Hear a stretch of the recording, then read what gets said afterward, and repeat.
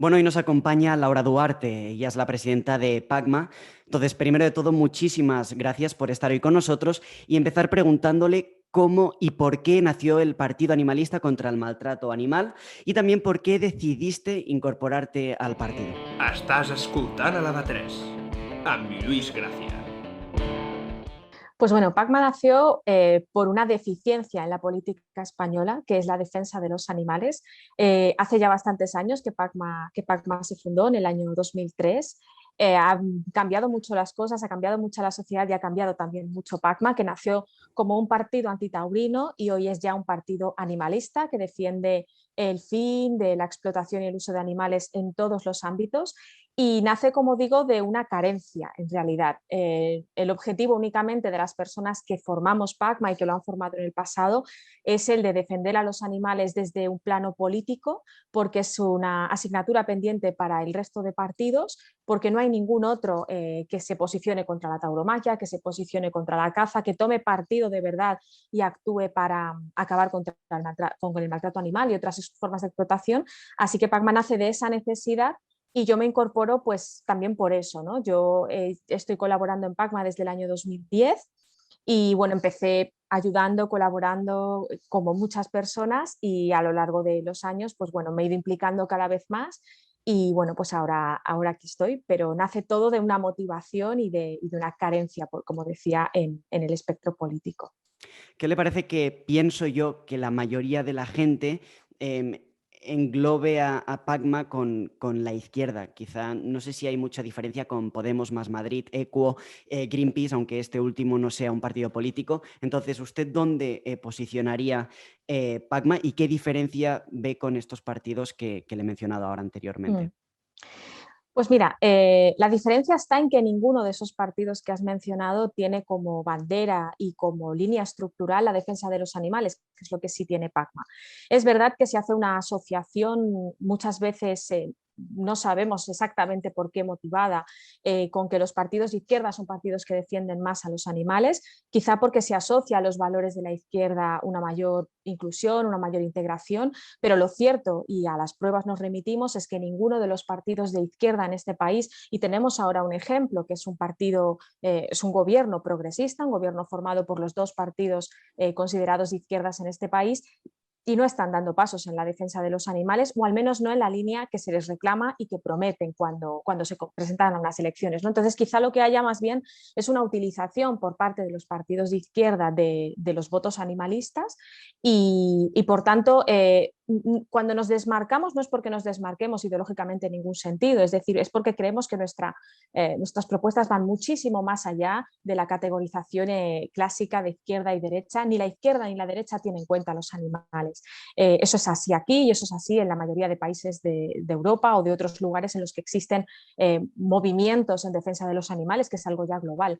Lamentablemente, cuando hablamos de ideología política, se deja fuera siempre a los animales y para nosotros forman parte de la sociedad, forman parte de lo que defendemos y por tanto entendemos que no es posible hacer política o no debiera ser posible hacer política sin tener en cuenta a los animales. Así que no es que rehusemos posicionarnos, sino que no nos sentimos identificados en ninguno de los ángulos en los que se divide la política en España porque ninguno de esos ejes tiene de verdad en cuenta a los animales. Porque PACMA es un partido progresista y en el caso de, como en unas elecciones, ahora creo que fue en el 2019, que si PACMA salía podía decantar que saliera bueno, un gobierno progresista o Uh conservador, -huh. en ese caso, PACMA, ¿a quién hubiese apoyado o a quién apoyaría ahora? No sé si a PP y Vox o a Podemos y el Partido Socialista. Y también, ¿qué piensa PACMA de quizá los indultos o de temas como el aborto o la eutanasia? Mm. ¿O simplemente se enfoca en el tema animal? Pues mira, en el caso de que PACMA hubiese obtenido representación y de nosotras hubiera dependido ese voto o apoyo a uno u otro gobierno, está claro que lo primero que hubiéramos exigido es que se acuerde llevar adelante algunas de las propuestas que nosotras tenemos. Nosotros no vamos a apoyar gratuitamente a ningún gobierno. Nosotros, si entramos a las instituciones, no es para apoyar a unos o a otros, es para defender lo que nosotras pensamos.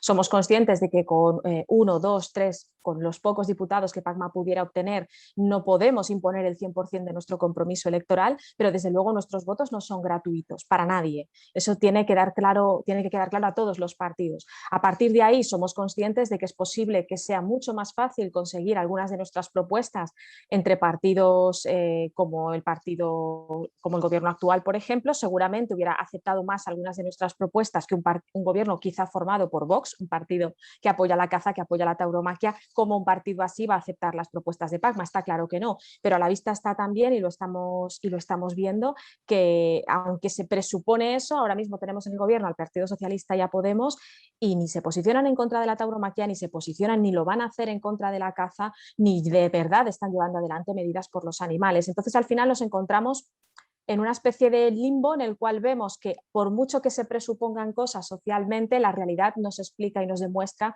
que solo PACMA está con los animales. Así que nuestro objetivo, en caso de que PACMA hubiese sido clave o que lo sea en próximas elecciones, es exigir el cumplimiento de algunas de las medidas de nuestro compromiso electoral. Los votos de PACMA no son gratis, no se regalan, no se entregan, porque estamos para defender a los animales. Porque si en un futuro PACMA lograra ser líder en alguna comunidad o incluso en el país, eliminaría los toros y ya está. O sea, ¿qué más haría? Y después también preguntarle si PACMA pone por delante a los animales que a las personas.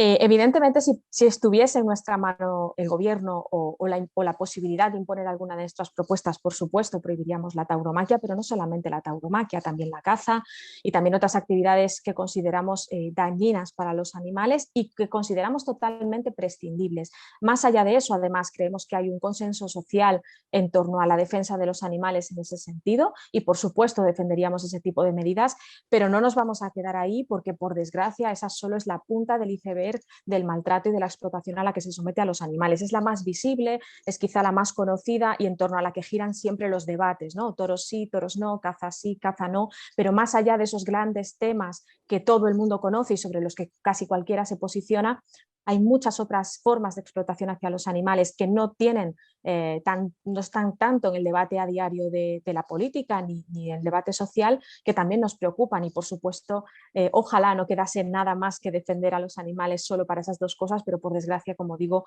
esa es solo la punta del iceberg, ¿no? Por lo tanto, si depende de PACMA, por supuesto, vamos a trabajar en la prohibición de la tauromaquia, en la prohibición de la caza y otras actividades. Y esto no quiere decir, como preguntabas, que pongamos por delante a los animales que a las personas. Lo que consideramos en PACMA es que los animales son igualmente importantes. Evidentemente, PACMA es un partido que defiende los derechos humanos, que defiende la justicia social, la igualdad, la no discriminación en ningún sentido. Y eso aplicamos esos mismos criterios también para los animales. Consideramos que son merecedores de respeto, que su derecho a la vida y a la libertad debe ser protegido y que eso no tiene por qué en absoluto entrar en conflicto con la defensa de los derechos de las personas. Al contrario, son vías que van de la mano o debieran ir de la mano. Defendemos la igualdad, defendemos el derecho a la no discriminación para cualquiera, sea de la especie que sea. Si los animales tienen derechos, ¿no deberían tener quizá también unas obligaciones que poder exigirles? Bueno, yo considero que no, es decir, no todas las personas tenemos las mismas obligaciones, de la misma manera los animales no tienen por qué tenerlos también porque los derechos que nosotras reivindicamos para los animales son los derechos esenciales en cuanto al respeto a la vida y a la libertad. No estamos pidiendo, como decimos muchas veces de forma irónica, que los animales vayan a la universidad, estamos pidiendo que se respete su vida, que se respete su libertad y de la misma manera, como digo, que no todos los ciudadanos tenemos las mismas obligaciones en función de nuestra situación, en función de de muchas cuestiones de la edad incluso, es decir, no todos los ciudadanos tienen las mismas obligaciones. Es algo que se va adquiriendo a medida que uno efectivamente gana en derechos, gana también en cierta manera en obligaciones, pero yo creo comprensible que se pueden dar y se pueden respetar los derechos esenciales básicos de los animales sin necesidad de considerar que se les deba ninguna obligación. Para eso estamos también las personas, para defenderles, que es nuestra obligación. Y esto es algo que está siendo posible en otros países europeos. Hay países europeos que ya reconocen a los animales como seres con capacidad de sentir en sus constituciones, como sujetos de derecho, y por lo tanto es lo que pedimos también que ocurra en nuestro país en algún momento y que avancemos en ese sentido, en una sociedad más justa. A pesar de las diferencias con los cazadores, ¿no piensa que estos pueden ayudar, bueno, a la regularización del ecosistema? Me refiero a regular las sobrepoblaciones de conejos o jabalíes, que estos, a su vez, los jabalíes, por ejemplo, pueden provocar accidentes. Entonces, en el caso de eliminar la caza para preservar el ecosistema, pues, ¿cómo controlarían ustedes las sobrepoblaciones? La caza es la principal causa del desequilibrio de las especies y de posiblemente también de la mayor parte de las superpoblaciones, aunque como comentaba no están demostradas esas superpoblaciones que muchas veces alegan los cazadores. Y por otro lado hablaba de las granjas cinegéticas. Las granjas cinegéticas son espacios en los cuales los cazadores crían animales para soltarlos al monte y poder cazarlos, y ponía el ejemplo de Castilla-La Mancha, una comunidad autónoma en la que hay 144, si no recuerdo mal, granjas cinegéticas de todo tipo de animales, perdices, gamos, jabalíes, conejos también, y es una comunidad en la que, por ejemplo, he declarado una emergencia cinegética de conejos según la Junta de Castilla-La Mancha. Entonces, bueno, son cuestiones incongruentes, desde luego, y hay muchos informes que demuestran que es la caza, la presión cinegética precisamente la que provoca el desequilibrio de algunas especies. Por lo tanto, es bueno, una de las razones y uno de los argumentos a los que se agarran los cazadores para poder seguir defendiendo su actividad, pero desde luego se cae por su propio peso, y hay múltiples ejemplos y múltiples pruebas de que la caza es el principal de los problemas. ¿Piensan que al haber conseguido que se prohíba la caza del lobo, han puesto por delante al animal que al ganadero que tiene sus vacas o su ganado, bueno, que puede provocar que el animal, el lobo, se coma al ganado de este, que después las subvenciones que recibe el ganadero son menores de lo que cuesta, pues eso, que hayan matado a su vaca? No sé si me he explicado muy bien. Y Sí. después también, bueno, preguntarte qué piensa Pacma sobre la pesca, perdón, y también en el caso de prohibir bueno, la tauromaquia, ¿se podría ayudar a extinguir el toro de Lidia?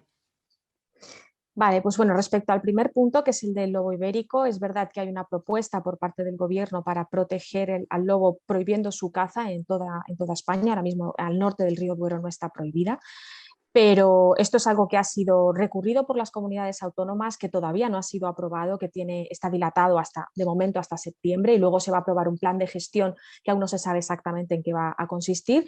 Pero bueno, basado en mis experiencias anteriores, posiblemente acabe suponiendo que haya excepciones que permitan la caza del lobo, porque así lo han reivindicado varias comunidades autónomas ya. Por lo tanto, bueno, somos un poco cautelosos a la hora de valorar esa supuesta prohibición de la caza del lobo, porque aún no es efectiva ni está claro en qué términos se va a producir. Ojalá, y desde luego sería una estupenda noticia, pero no porque se ponga por delante los intereses de nadie. Lo que se está es preservando la vida de los animales, y eso es en lo que tenemos en lo que se debería centrar, ¿no? Este debate. Los ganaderos son personas que también, eso es cierto y se ha demostrado muchas veces, han hecho uso de los supuestos ataques de lobo para el cobro de seguros y de ayudas en este sentido. Y más allá de todo, la ganadería es una actividad que también perjudica a los animales y que no puede ser la causa por la cual entra en conflicto con la protección del lobo ibérico o de cualquier otro animal. Es decir, nos parece bien la prohibición de la caza del lobo, pero bueno, Pacma no defiende la prohibición de la caza de animales en función de su especie, sino simplemente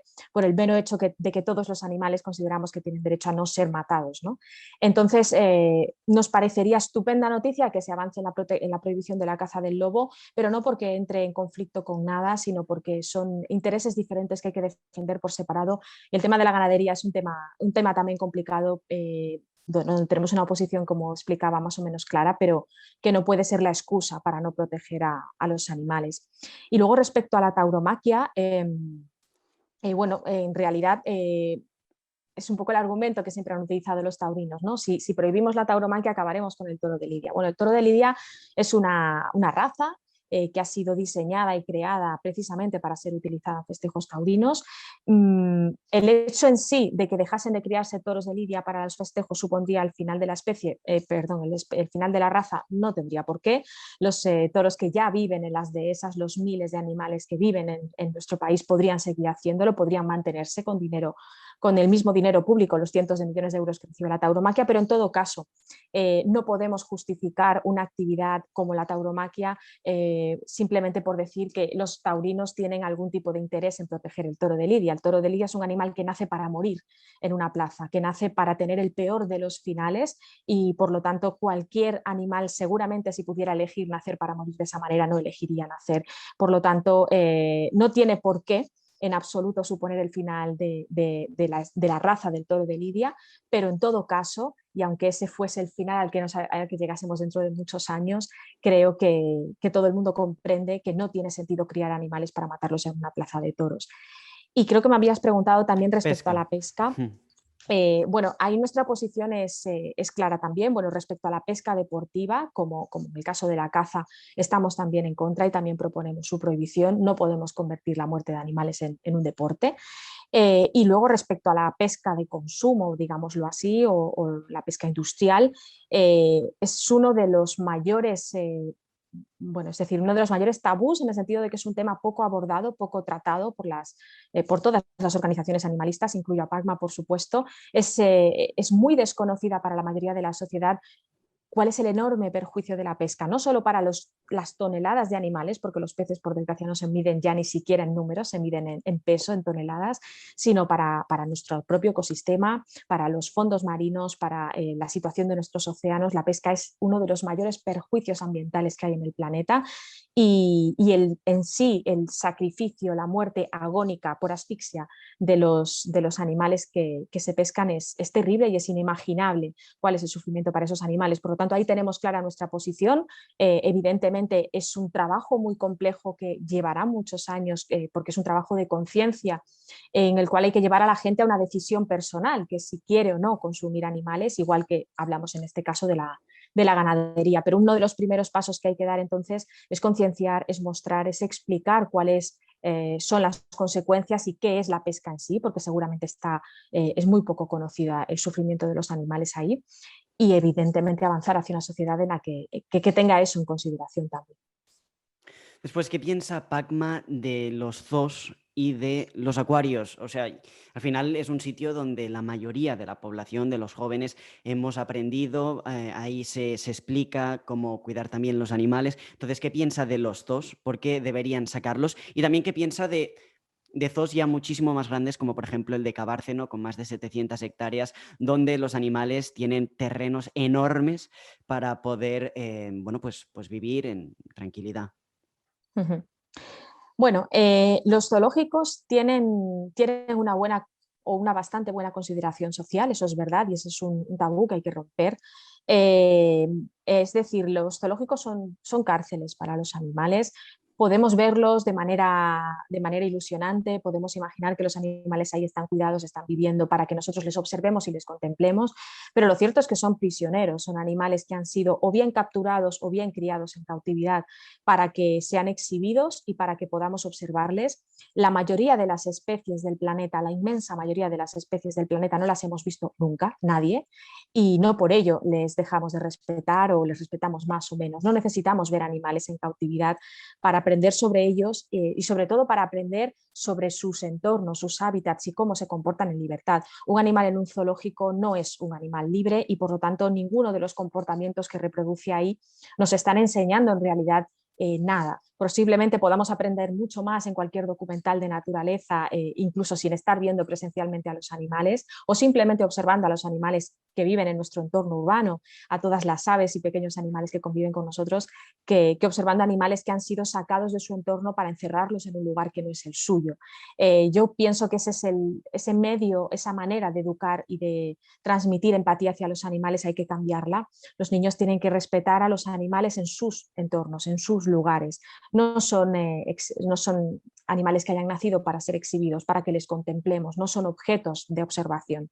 Son animales que tienen vidas, tienen intereses, necesitan vivir en sus espacios, reproducir sus formas de socialización, ser felices o no, pero en su lugar, y no tenemos ningún derecho a encerrarles de por vida para que podamos observarles los demás. Hay formas de aprender sobre ellos y de observarles y apreciarles con de verdad mucha admiración sin necesidad de verles encerrados. Y tema Cabárceno, y también preguntarle a la gente que no tiene Sí. poder adquisitivo, la mayoría, para irse a un safari, ¿no piensa que les está también privando del derecho de ver animales que hay en su mundo, en nuestro mundo? Y además que muchas veces estos animales que están en safaris son después cazados masivamente por los furtivos.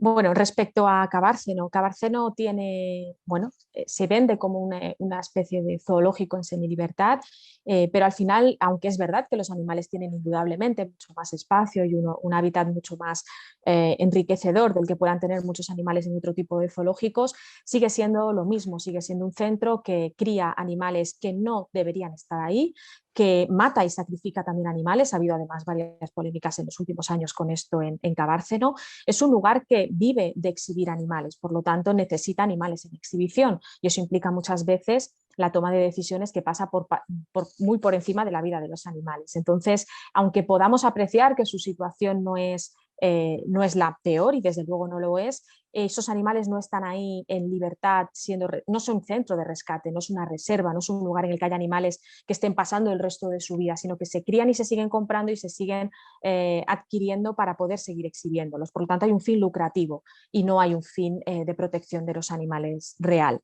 Y respecto a los safari fotográficos o otro tipo de safari, estoy de acuerdo contigo, es una experiencia primero muy cara, luego también hay que seleccionar y saber muy bien, no todos los safari son inocuos y tienen detrás una labor bueno, positiva siempre hacia los animales.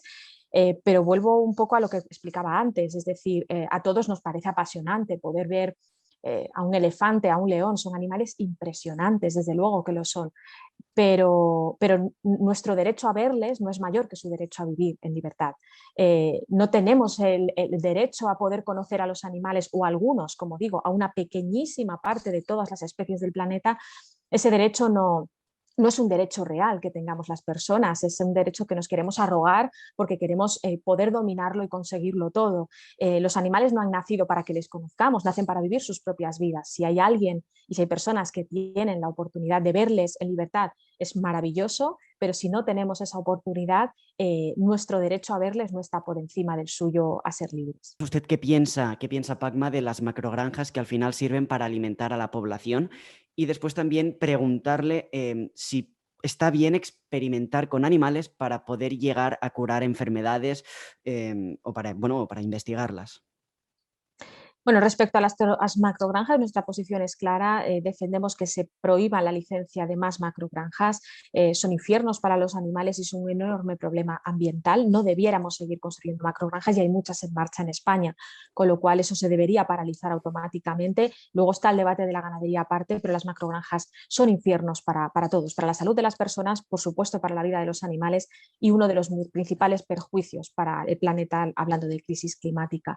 Y luego respecto a la experimentación con animales, lo que hay que hacer es investigar y validar métodos alternativos que existen. La experimentación con animales no puede ser la excusa, por supuesto, la manera más fácil de llevar este debate al extremo para las personas que defendemos a los animales es preguntarnos por el avance científico y por la lucha contra las enfermedades en el uso de animales. Nosotros lo que defendemos es la validación de métodos alternativos que permitan acabar con eso. No estamos en contra de la ciencia, no estamos en contra de la investigación y del avance científico, estamos a favor de que se haga de manera ética. Es posible, hay muchos métodos que han sido ya validados y de la misma manera que se ha logrado la prohibición de la experimentación con animales en cosméticos, por ejemplo, dentro de la Unión Europea, es posible hacerlo en otros ámbitos si hay voluntad, si se invierte el dinero y si realmente se quiere rechazar la experimentación, que también tiene luego por otro lado sus propios intereses económicos, ¿no? Quien las defiende, por lo tanto al final eso no puede estar por encima de la ética. Y ya para terminar, ¿qué piensa que podríamos hacer los jóvenes para contribuir en la preservación del mundo animal?